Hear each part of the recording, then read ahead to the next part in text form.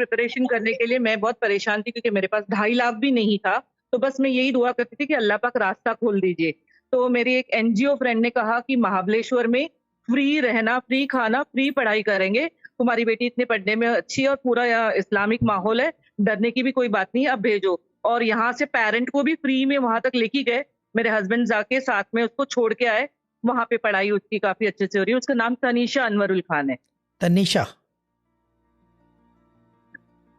नाम? नाम तनीषा है।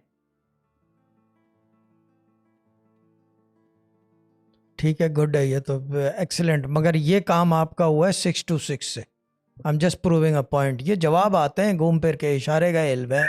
ये चीज़ है कि ये काम हुआ जी। है 6 to 6 जो वजीफ़ा कर रहे हैं आप उससे, ये चीज़ है। ठीक है, डन।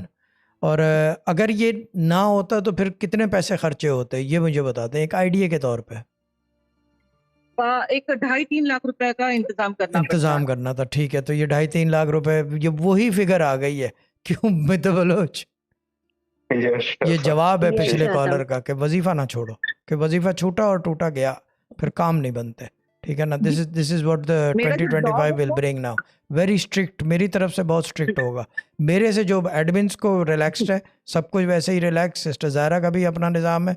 मेरी तरफ से जो आएगा और वजीफा छूटा टूटा, वो फिर वापस जाएगा 316 पे। लाइन भी मेरे साथ होता है, वो दोबारा स्टार्टर पैक पे डालेगा। You have to start from